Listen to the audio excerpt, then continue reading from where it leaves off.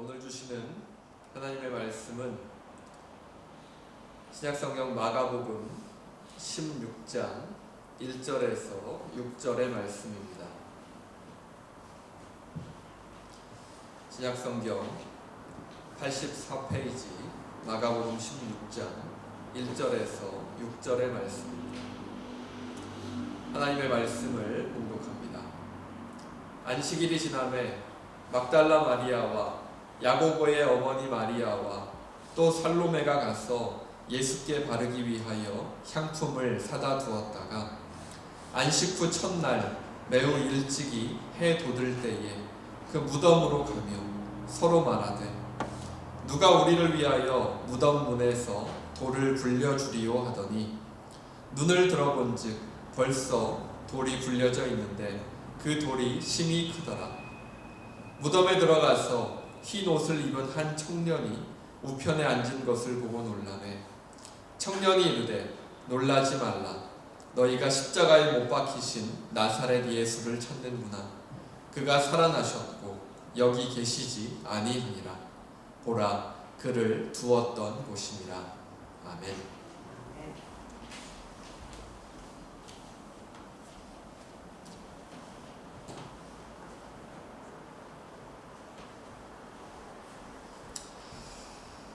자, 우리가 지난 주간 우리 부활주의를 맞아서 말씀을 나누면서 우리가 믿는 이 그리스도교는 부활과 기적의 종교이다 라고 말씀을 드렸습니다.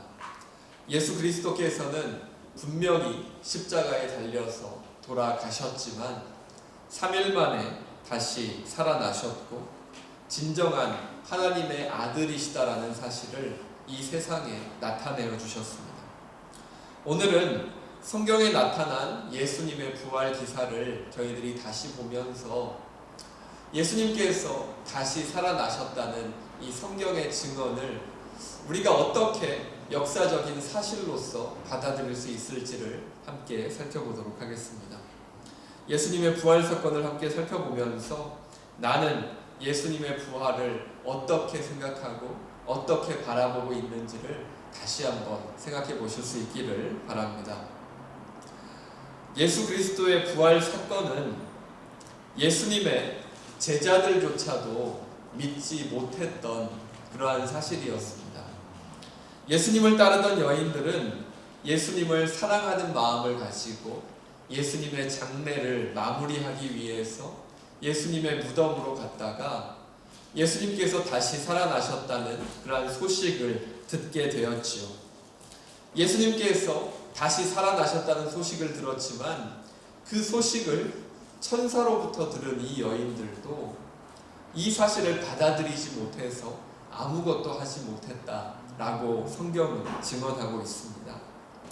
이처럼 이 부활의 소식은 결코 믿기가 쉽지 않은 그러한 사실이라는 것이죠.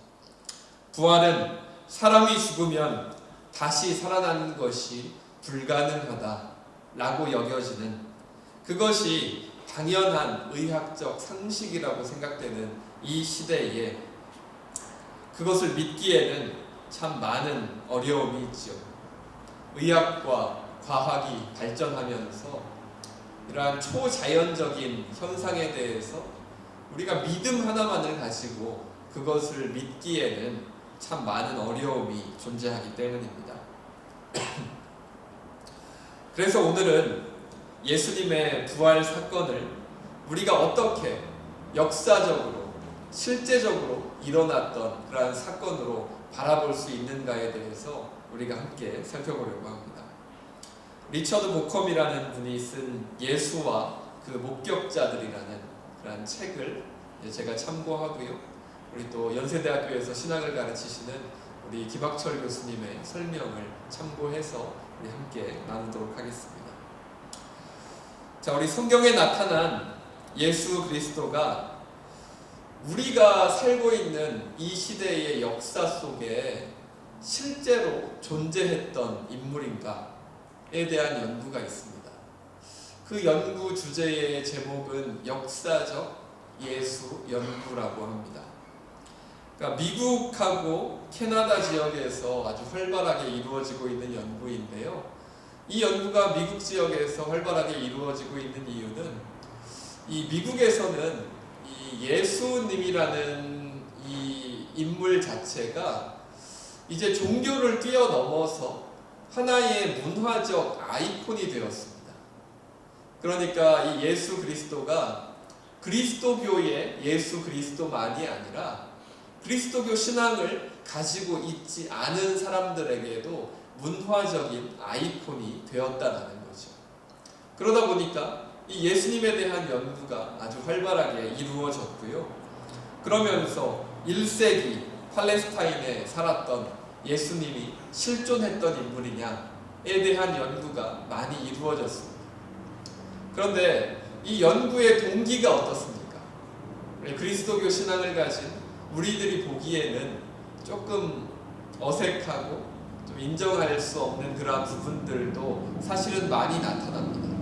왜냐하면 문화의 아이콘으로서의 예수 그리스도를 바라보는 것이고, 그리고 인간이 가진 지식과 상식을 다 총동원해서 성경에 나타나 있는 예수 그리스도를 모두 100% 이해할 수 있다고 그렇게 생각하면서 행해지는 연구였기 때문입니다. 이러한 의도 속에서 이루어진 연구였기 때문에 우리 그리스도교가 가지고 있는 그러한 신앙의 예수 그리스도와는 좀 동떨어져 있는 그러한 연구 결과들이 나타날 수밖에 없었죠. 그리고 이러한 시도로 역사 속에 실존했던 예수 그리스도의 모습을 증명하는 것은 불가능하죠. 실존했던 예수를 만났던 사람들 중에 지금 살아있는 사람이 누가 있겠습니까? 약 2000년의 시간이 흘렀는데 살아있는 사람은 아무도 없고, 역사적 예수는 오직 남아있는 증거를 통해서만 우리가 알 수 있기 때문입니다.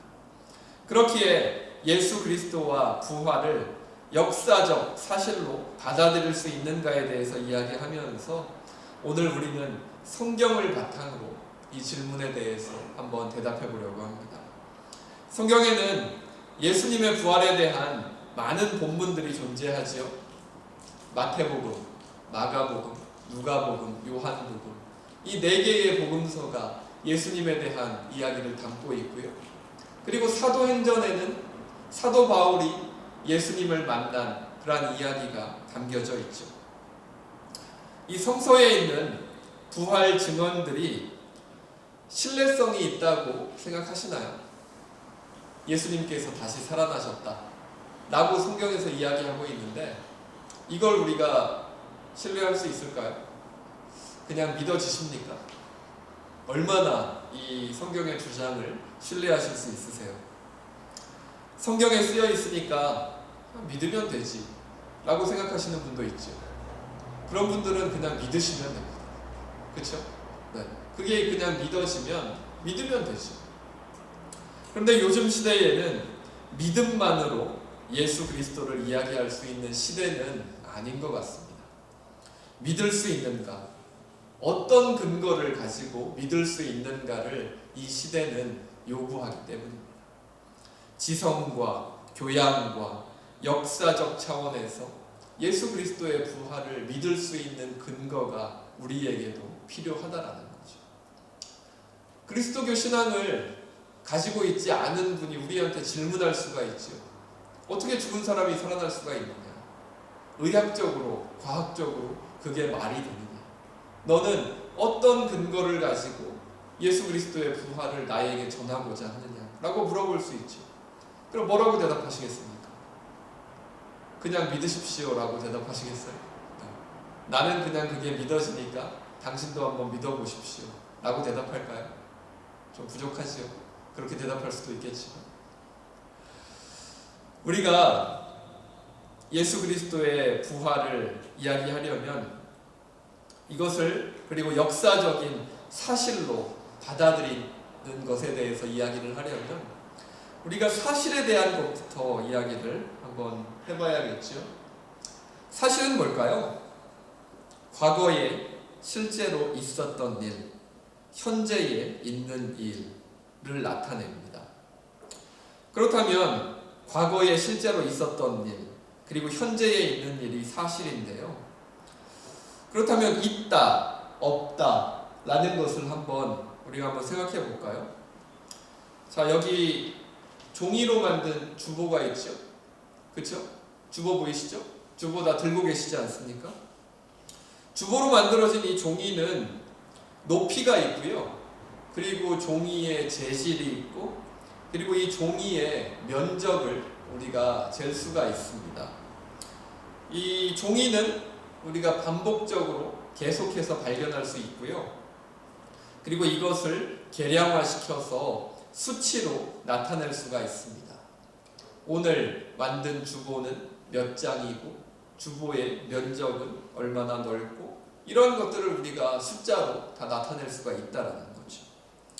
이러한 것들을 객관적 사실이라고 우리가 부를 수가 있겠죠. 객관적으로 나타낼 수 있는 사실. 그런데 객관적인 사실과는 다른 사실이 있습니다. 주관적 사실이죠. 어떤 게 주관적 사실일까요? 마음 가운데 있는 그러한 것들 아닐까요? 제 마음 속에는 저희 아이들을 사랑하는 마음이 있죠. 그런데 제가 저희 아이들을 사랑하는 마음을 수치로 나타낼 수 있을까요? 사랑이 100점이다. 80점이다. 한 번씩 화를 낼 때는 빵점이다. 그런 것들이 이렇게 수치로 이렇게 다 나타날 수 있을까요? 그렇기는 어렵겠죠. 분명히 제 마음속에는 저희 아이들을 사랑하는 마음이 있지만 그것을 수치화시켜서 과학적으로 나타내기는 어렵다라는 겁니다. 그런데 분명히 존재하지요. 그럼 이게 뭡니까? 주관적인 사실인 겁니다. 그리고 다른 사람도 그 사실을 인정해주면 상호주관적인 사실이 되는 건데요. 다른 사람이 그 사실을 인정해주려면 어떻게 해야 됩니까? 제가 다른 분들한테 제가 저희 아이들을 사랑한다라는 고백을 하고 실제로 저희 아이들을 사랑하는 모습을 보여드려야죠. 그러면 그 모습을 보면서 다른 분들도 저 사람은 그 자녀들을 저렇게 사랑하는구나 라고 인정을 해주실 수 있죠. 그러면 서로가 인정하는 상호주관적인 사실이 되는 겁니다. 그런데 다른 사람이 볼 때는 잘 모르겠다. 저 사람의 말이 진짜인지 잘 모르겠다 라고 한다면 그건 그냥 증명하기 어려운 그냥 주관적인 사실이 되는 거죠. 그래서 사실에는 객관적 사실하고 주관적 사실이 있는데요. 객관적 사실은 과학적인 사실이죠. 과학적으로 증명이 가능한 것이 객관적인 사실이고요. 주관적 사실은 우리가 과학적으로 증명할 수는 없지만 우리가 수치화시킬 수는 없지만 과거에 일어났었고 또 현재에도 존재하는 어떠한 것들을 우리가 주관적인 사실로 받아들일 수 있게 된다는 겁니다.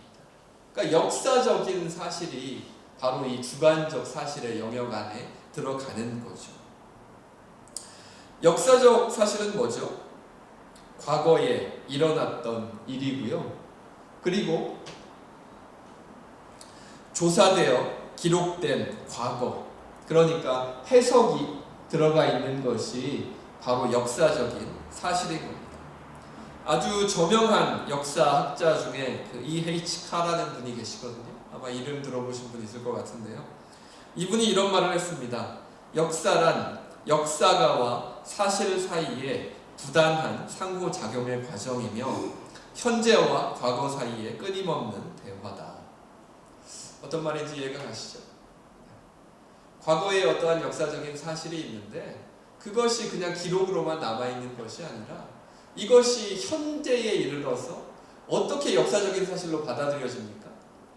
우리가 과거로 돌아가서 그 사실을 다시 볼 수는 없잖아요.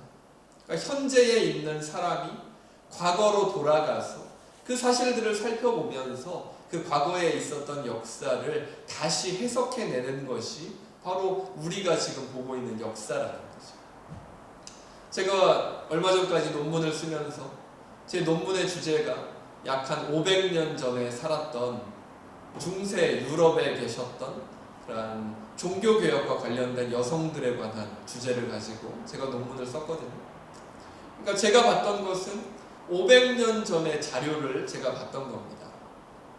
500년 전에 있었던 자료들을 보면서 그 당시의 여성들이 어떠한 삶을 살아갔는지를 살펴보고, 그 당시의 여성들은 종교개혁에 대해서 이러이러한 생각들을 가졌었구나, 종교개혁이 그 당시의 여성들에게 이렇게 받아들여졌었구나 라는 것을 연구했던 것이 제 논문이었거든요.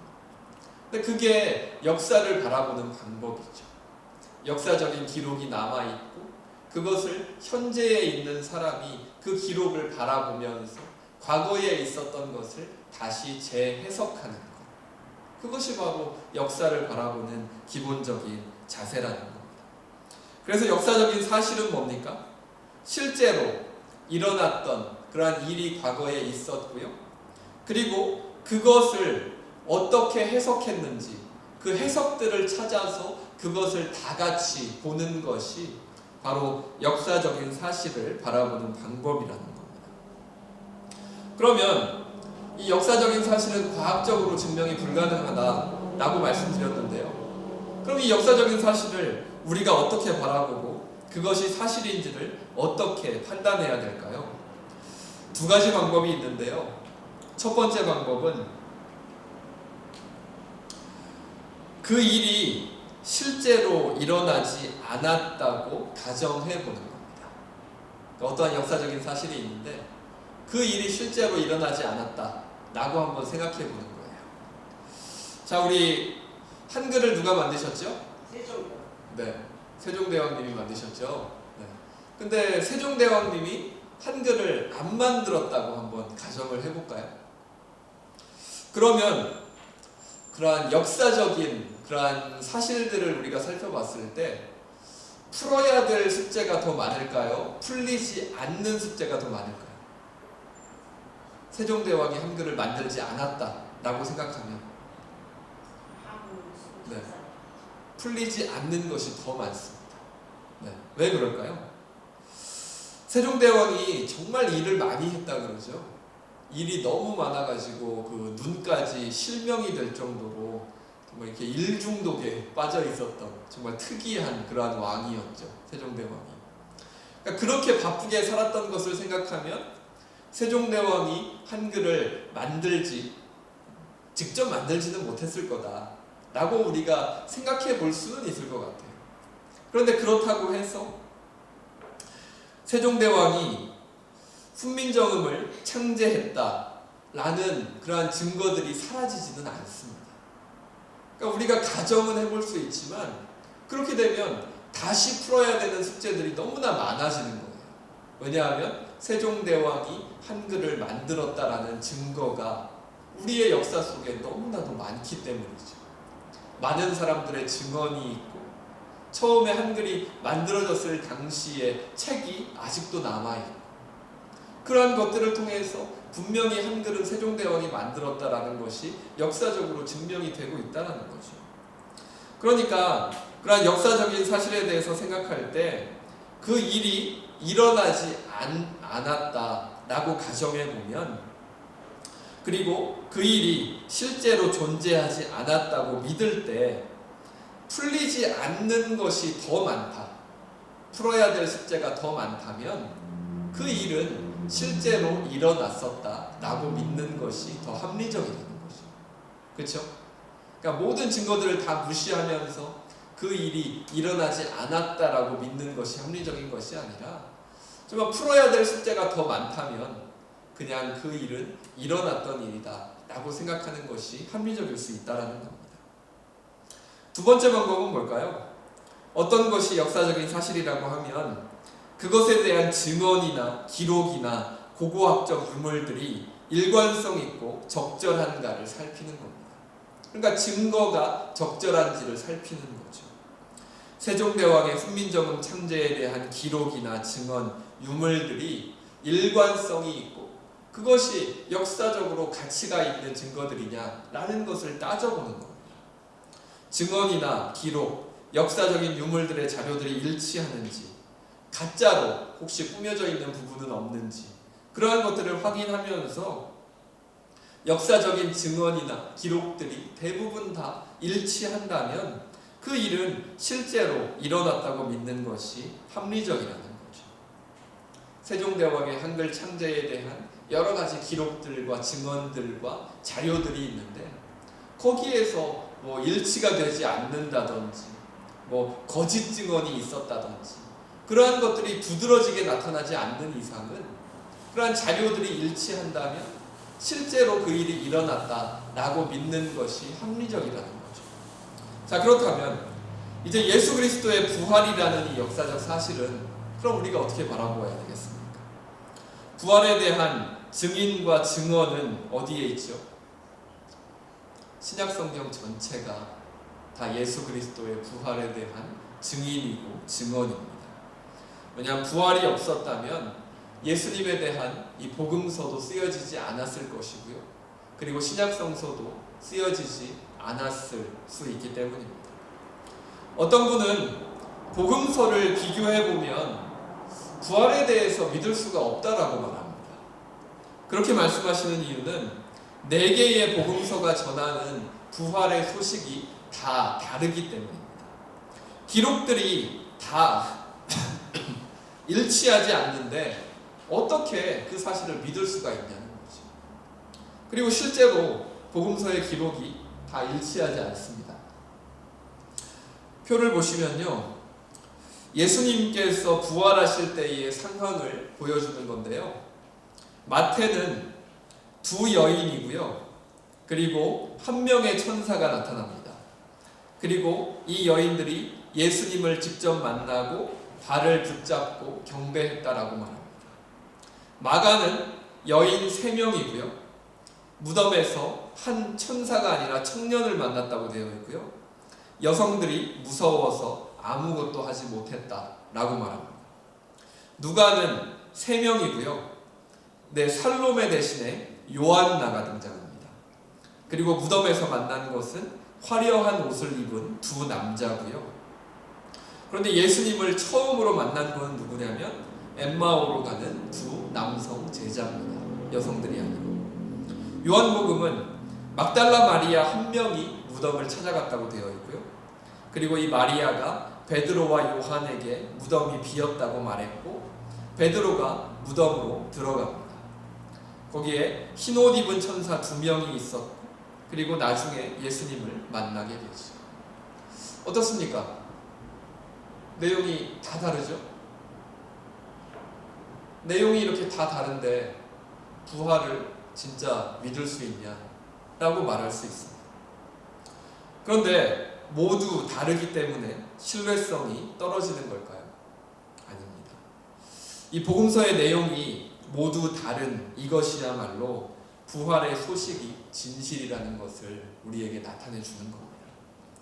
역사학자들이 공통적으로 인정하는 것은 역사적인 증언을 보면 어떤 충격적이고 압도적인 사건을 만났을 때 그 사건에 대한 증언은 조금씩 달라진다고 합니다. 인간은 자신을 압도하는 사건을 만나면 기억을 되게 자세히 세세하게 하는 것이 아니라 굉장히 중요한 그런 핵심적인 내용만을 기억하고 나머지 부분들에 있어서는 그러한 그때 받은 충격 때문에 각각 다르게 기억하는 경우가 대부분이라는 거죠. 2차 세계대전 당시에 유태인들이 학살을 당했죠. 600만 명이 넘는, 사실은 훨씬 더 많은 숫자가 학살을 당했죠. 그런데 수많은 유태인들이 수용소에 갇혀서 정말 인간 취급도 받지 못하는 그러한 삶을 살아갔죠. 그런데 참 다행히도 그 수용소에서 죽지 않고 살아남은 유태인들이 있습니다. 전쟁이 끝나면서 수용소에 있다가 풀려난 사람들이 있죠. 그런데 그 사람들이 그 수용소에서 있었던 그러한 끔찍한 일들에 대한 증언을 살펴보면 그 증언들이 일치하지 않습니다. 너무나 끔찍하고 너무나 충격적인 사건이고 자기의 가족들, 친구들, 친척들이 자신의 눈앞에서 죽어가는 그러한 경험을 바로 직접 했던 그러한 사람들이기 때문에 이 사람들이 그 사실에 대해서 증언을 했을 때 그러한 증언들이 조금씩은 다 달라지게 되는 거죠. 너무나 충격적인 사건이었기 때문에 그러한 충격 속에서 조금씩 달라지는 그러한 기억을 가지게 됐다라는 겁니다. 그러나 예수님의 부활도 얼마나 놀랍고 충격적인 사건입니다. 죽었다고 생각했던 사람이 다시 살아났다라는 소식, 그리고 그 죽었다고 생각했던 사람을 다시 만나는 놀라운 경험, 그러한 경험 속에서 예수님을 만났던 사람들은 예수님께서 다시 살아나셨다는 것을 증언할 수 있었겠지만 그런 세부적인 것에 대해서는 좀 다른 기억을 가지게 될 수도 있었다라는 거죠. 그리고 모든 여성들이 한꺼번에 간 게 아니거든요. 그러니까 마가가 썼던 것은 세 여인이 갔을 때를 쓴 것이고, 요한이 썼던 것은 막달라 마리아가 혼자 갔을 때를 썼던 것이고, 그렇게 생각할 수도 있는 것이고요. 그리고 결정적으로 이 복음서가 4개가 있는데요. 뭐가 가장 먼저 쓰여졌죠? 저희가 보고 있는 마가복음이 이 복음서 중에서 가장 먼저 쓰여진 겁니다. 가장 오래된 거죠. 그리고 마태하고 누가는 이 마가복음의 내용을 알고 있었다라는 것이 정설입니다. 그러니까 마태하고 누가는 마태복음하고 누가복음을 쓰기 전에 마가복음을 읽어봤다라는 것이 정설이에요. 그런데 이 부활에 대한 내용이 어떻지요? 마가복음하고 다릅니다. 근데 이게 말이 되나요? 마태하고 누가가 마가복음을 읽었어요. 그러니까 마가복음에 있는 부활에 대한 이야기를 읽었다는 거죠. 그런데 상식적으로는 어떻게 돼야 됩니까? 마태하고 누가가 마가복음을 읽었으면 마가복음의 내용하고 같은 걸 써야겠죠. 그런데 다릅니다. 왜 다를까요? 마태하고 누가에게도 신뢰할 만한 증거가 있었다라는 겁니다. 마태하고 누가에게도 예수님의 부활에 대해서 자기들이 신뢰할 만한 증거와 증언을 가지고 있었기 때문에 마가복음의 내용이 있었지만 그 마가복음의 내용과 다르지만 마태하고 누가는 자기들이 가지고 있었던 자료를 가지고 예수님의 부활에 대한 내용을 썼던 것이죠. 이 네 복음서의 부활에 대한 내용이 다 일치했으면 오히려 우리는 예수님의 이 부활의 사실을 의심해 봐야 하는 것이죠. 그리고 결정적으로 부활을 목격한 그런 증인들을 살펴볼까요? 자, 고린도전서 15장 3절에서 9절 말씀입니다. 이 말씀을 보면 예수님께서 다시 살아나시고 다시 살아나신 예수님을 만난 사람들이 나와요. 처음에는 베드로를 만나셨고 그 다음에는 12제자를 만나셨고 약 한 500명 정도 되는 그러한 성도들을 만나셨고, 그리고 나서 야고보도 만나시고 뭐 여러 가지 예수님을 만난 그러한 사람들에 대한 이야기가 나옵니다. 그리고 이들 대다수는 그 당시에 살아 있었다라고 사도 바울이 증언하고 있죠. 자, 그러면 아까 역사적인 사실을 고증하는 방법 중에 하나로 사도 바울이 부활하신 예수님을 만나지 못했다라고 한번 가정해 볼까요? 이 고린도전서 15장 3절에서 9절은 사도 바울이 쓴 거거든요. 근데 사도 바울이 예수님을 만나지 못했다라고 한번 생각해 봅시다. 사도 바울이 부활한 그리스도를 본 적이 없다면 우리가 성경을 더 잘 이해할 수 있을까요? 더 이해하기가 어려워질까요? 더 이해하기가 어려워집니다. 이것은 사도 바울의 변화만 살펴봐도 우리가 쉽게 알 수 있어요. 사도 바울은 어떠한 사람이었죠? 종교적으로 보면 모든 것을 다 가지고 있었던 사람입니다. 당시 유대교에서 아주 저명한 학파, 아주 저명한 스승의 제자였습니다. 그러니까 사도 바울은 그냥 가만히 자기가 속한 공동체에서 그냥 공부 열심히 하면서 때를 기다리기만 하면 어느 순간 이스라엘의 종교적인 지도자가 될 사람이었어요. 그러니까 별다른 변수가 생기지 않는다면 사도 바울은 이스라엘의 종교를 책임지는, 정말 한 나라의 종교를 책임지는 지도자가 될 만한 그러한 위치에 있었다는 사람이라는 거죠. 그리고 사도 바울이 엄청 열심히 큰 사람이죠. 열심히 너무나 커서 어떤 행동을 합니까? 그리스도교인들을 잡아서 죽이러 다니죠. 그리스도인들을 잡아서 처형하고 그 사람들을 감옥에 가두는 일에 열심을 냅니다. 그런데 이 사도 바울의 인생이 어떻게 변합니까? 갑자기 그리스도교로 자신의 종교를 바꾸고 자기가 잡으러 다니고 죽이던 그러한 그리스도인들과 함께 다니면서 예수 그리스도를 이 세상에 전하는 선교사가 되죠. 이 변화를 우리가 어떻게 설명할 수 있을까요? 당시에 기득권층이고 가만히 있어도 그 이스라엘의 권력이 자기에게 올 수 있는 상황인데 그 모든 것을 다 버리고 당시에 아주 소수의 사람들이 믿고 있고 또 사회에서 핍박의 대상이 되는 아주 작은 그룹으로 사도 바울이 옮겨갔다라는 겁니다. 이걸 우리가 어떻게 설명할 수 있습니까? 사도 바울이 미쳐서 그랬을까요? 제정신이 아니어서 그랬나요?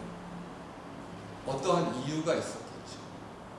그러한 사도 바울의 인생을 송두리째로 그렇게 바꿔놓을 만한 결정적인 사건이 있었다라는 거죠. 예수님의 제자들은 어떻습니까? 제가 마가복음을 저희가 이렇게 2년 넘게 바라보면서 예수님의 제자들의 모습 참 많이 살펴봤지요. 예수님의 제자들의 모습 어땠습니까? 정말 부족하지요. 네. 저도 나중에 하나님의 나라에 가서 예수님의 제자들을 어떻게 볼지 모르겠습니다. 네. 설교하면서 하도 안 좋은 얘기들만 해가지고. 네. 근데 예수님의 제자들은 정말로 부족한 사람들이었어요. 예수님께서 돌아가셨을 때 예수님 곁에 있던 제자가 누가 있었습니까? 요한 한 사람이 있었습니다. 나머지 제자들은 자기가 죽는 것이 두려워서 예수님과 같이 처형될까봐 자기의 집에 숨어서 벌벌 떨고 있었던 것이 예수님의 제자들이었습니다. 그런데 이 제자들이 나중에 어떻게 변합니까? 갑자기 예루살렘 거리에 나타납니다. 이 제자들이 갑자기 예루살렘의 거리에 나타나서 우리는 다시 사신 예수 그리스도의 증인입니다 라고 외치면서 갑자기 예수 그리스도를 전하기 시작합니다. 예수님과 함께 처형당할 것이 두려워서 집안에 숨어서 벌벌 떨고 있던 사람들이 갑자기 거리에 나타나가지고 우리는 예수 그리스도의 증인입니다 라고 하면서 예수님을 전하기 시작했다는 거죠. 이걸 어떻게 설명할 수 있죠? 이 변화를 어떻게 설명할 수 있습니까? 제자들도 갑자기 미쳤을까요? 네. 갑자기 막 마음속에 용기가 생겨서 그렇게 할 수 있었을까요? 아니죠. 바로 제자들에게도 그러한 제자들의 놀라운 변화를 이끌어낸 어떠한 역사적인 놀라운 사건이 제자들에게 일어났다라는 겁니다. 사도 바울이나 제자들의 이러한 급격한 행동의 변화는 그들에게 무엇인가가 있다고 생각할 수밖에 없는 거죠. 그것은 바로 부활하신 예수님을 다시 만났다라는 사실 외에는 이들의 급격한 변화를 설명할 수가 없게 됩니다. 누군가의 인생이 급격한 변화를 겪었다는 것은 그 시점에 반드시 어떠한 충격적인 사건이 있었다는 증거이기 때문이죠. 사회의 기득권층으로서 찬란한 미래가 보장되어 있었던 바울이 사회에 아주 소수의 사람들이 믿는 그리스도교로 자기의 신앙을 바꾸고 또 겁에 질려서 예수님의 무덤으로도 오지 못하는 예수님의 제자들이 어느 순간 갑자기 순교를 각오하고 예수님을 전하는 사람들이 된 것에는, 그리고 실제로 대부분의 예수님의 제자들이 그렇게 복음을 전하다가 순교를 당해서 죽게 되는 그러한 인생의 모습을 보여주게 되는 데는 그들의 인생을 충격적으로 바꿔놓은 사건, 즉 부활하신 예수 그리스도를 그들이 만났다라고 생각할 수밖에 없다는 겁니다. 여기에 반박하는 사람들도 있습니다. 마태복음에 나온 것처럼 제자들이 예수님의 몸을 훔쳐가서 예수님이 다시 살아나셨다라고 이렇게 거짓말을 했다는 겁니다. 예수님의 시신이 사라졌기 때문에 그 종교 지도자들이 그러한 거짓말을 군인들에게 돈을 주면서 꾸며낸 거죠. 예수님의 시신이 사라졌으니까 제자들이 예수님의 시신을 훔쳐갔다라고 하고, 제자들이 예수님의 부활을 꾸며낸 이야기라고 그렇게 말해라 라고 종교 지도자들이 군인들을 매수해서 그런 소문을 퍼뜨린 겁니다. 근데 이게 사실이라고 생각했을 때 우리가 성경의 내용을 더 잘 설명할 수 있을까요? 그러면 제자들이 거짓말을 한 게 되잖아요. 그렇죠? 예수님께서 다시 살아나신 것이 아닌데 제자들이 거짓말을 한 게 되죠. 그러면 제자들이 거짓말을 했다면 제자들은 그 거짓말을 지키기 위해서 자기의 목숨을 바쳤다라는 게 됩니다. 왜냐하면 이 대부분의 제자들은 예수님의 복음을 전하다가 다 순교했기 때문이죠. 이 세상에 거짓말을 위해서 목숨을 거는 사람이 있을까요? 거짓말을 할 수는 있지만 그게 어느 정도 시간이 흐르면 본인이 어느 순간 그것이 거짓말이었다라고 인정할 수밖에 없습니다. 왜냐하면 거짓말을 위해서 목숨을 걸 필요는 없기 때문이죠. 그렇죠? 그 누구도 거짓말을 위해서 자기 목숨을 걸지 않습니다. 목숨은 어떤 것에 겁니까? 그것이 진실일 때, 그리고 내가 목숨을 바쳐도 좋을 만한 그러한 진실이 그 안에 담겨져 있을 때 목숨을 걸 수가 있는 것이죠. 그러니까 마태복음에 나오는 제자들이 거짓말을 했다라는 내용을 우리가 인정한다라고 할지라도 그것이 성경의 내용을 더 잘 설명해 주지 못한다라는 겁니다. 실제로 부활을 목격했기 때문에 예수님의 부활을 증거하는 제자들이 되었다라고 생각하는 것이 훨씬 더 합리적이라는 거죠. 어떤 것이 더 설득력 있는지 한번 생각해 보시기 바랍니다. 거짓말을 위해서 목숨을 걸었다라고 생각하는 것이 더 합리적일지, 아니면 정말 예수님을 만났기 때문에 그 예수님을 위해서 목숨을 건 인생을 살아갔다라고 생각하는 것이 우리가 더 합리적일지 한번 생각해 보시기 바랍니다. 죽은 사람은 살아날 수 없다라는 것이 우리가 가진 의학적인 상식이죠. 그런데 성서는 예수님께서 다시 살아나셨고 제자들은 다시 살아나신 예수님을 만났고, 그리고 그 제자들은 그 사실을 아주 가감없이, 꾸밈없이, 거짓없이 이러한 성경을 통해서 증언했다라고 또 성경은 우리에게 보여주고 있습니다. 그리고 모든 신약성서의 증언은 예수의 부활이 사실임을 우리에게 알려주고 있는 것입니다. 자, 이제 정리할까요? 오늘 부활절 후 두 번째 주일에 우리가 예수 그리스도의 부활이라는 역사적인 사실을 우리가 어떻게 받아들일 수 있을까에 대해서 한번 살펴봤습니다. 신앙의 길을 걸어가면서 정말 우리가 기도 가운데 주님을 인격적으로 만나는 그러한 경험을 했다면 사실 굳이 이런 것들 없이도 예수 그리스도의 부활이 믿어지실 겁니다. 그러나 하나님이 아닌 다른 것들이 하나님의 자리를 차지하고자 하는 이 시대에는 예수의 부활에 대한 그런 좀 더 자세한 이야기들이 필요하기도 한 것 같습니다. 오늘 나눈 것들을 통해서 나는 예수 그리스도의 부활을 어떻게 바라보고 있는지 다시 한번 돌아보실 수 있기를 바랍니다. 그리고 예수 그리스도의 부활이 허구가 아니라, 가짜가 아니라 역사적 사실로서 믿어지고 믿는 데서 그치는 것이 아니라 더 나아가 부활하셔서 다시 사시고 우리와 함께하기 원하시는 그러한 주님을 인격적으로 만나실 수 있기를 간절히 소망합니다. 우리가 믿는 그리스도교는 부활과 기적의 종교이죠. 그리고 다시 살아나신 예수님께서는 우리 곁을 떠나서서 성경 안에서 그러한 전설과 같은 존재로 남아 계신 그러한 분이 아니라 여전히 우리와 함께하기 원하시고, 우리가 우리의 욕심과 자존심으로 인해서 문을 열지 않을지라도 여전히 밖에 서서 기다리시면서 우리의 마음 문을 두드리시고 우리가 문을 열 때까지 기다리시는 분이 바로 예수 그리스도이십니다.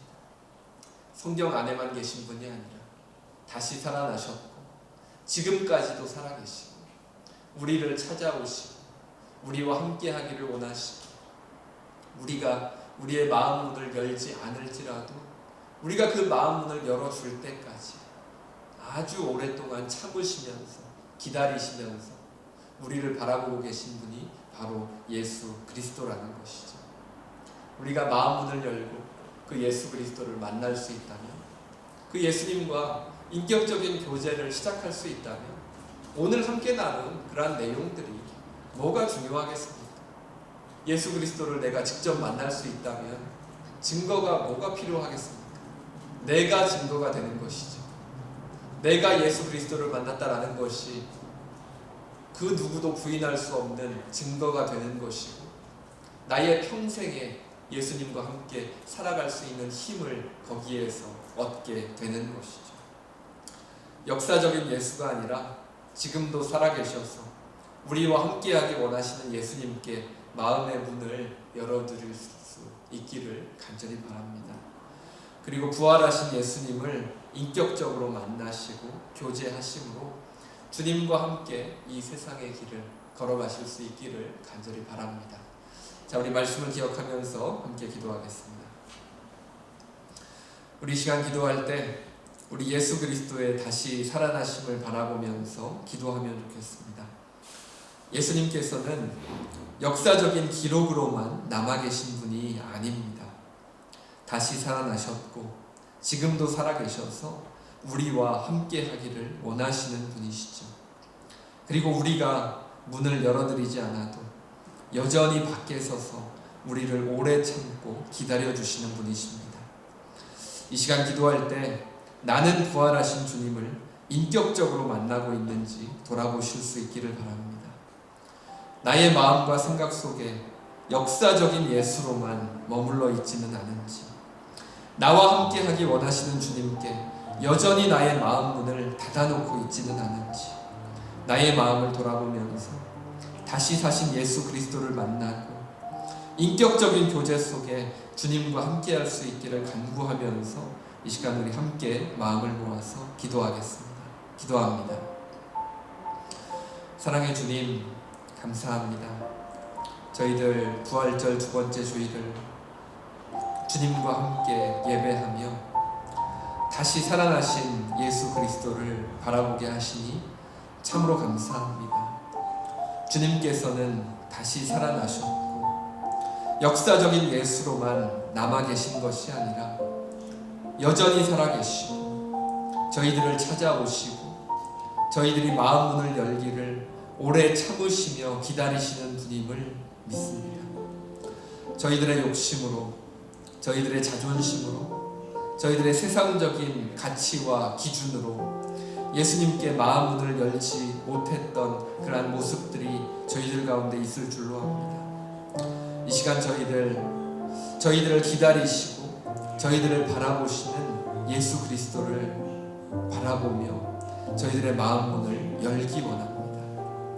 예수 그리스도께 저희들의 마음 문을 열기 원하오니 저희들의 마음으로 주님께서 들어오셔서 저희들을 만져주시고 저희들의 마음 가운데 있는 그런 아픔과 괴로움들을 주님께서 위로해 주시고 주님 안에서 그 모든 것들을 녹여주시고 저희들의 모든 것들이 주님 안에서 다시 인도함 받을 수 있는 그런 귀한 은혜를 허락하여 주시옵소서. 저희들 부활하신 주님을 성경 안에 역사적인 예수로만 바라보지 않게 하시고 인격적으로 예수 그리스도를 만나고 그 예수 그리스도와 동행하며 살아갈 수 있는 그런 귀한 은혜가 우리 모두에게 있게 하여 주시옵소서.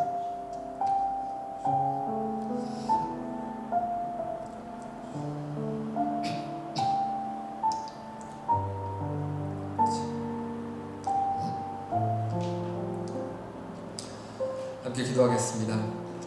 사랑의 하나님, 오늘 부활절 후 두 번째 주일에 말씀을 통해서 다시 살아나신 예수님에 대한 증언들을 살펴보았습니다. 주님께서는 성경 안에 문자로 남겨져 있는 역사적인 예수가 아니라 지금도 살아계셔 우리와 함께하기 원하시는 분임을 믿습니다.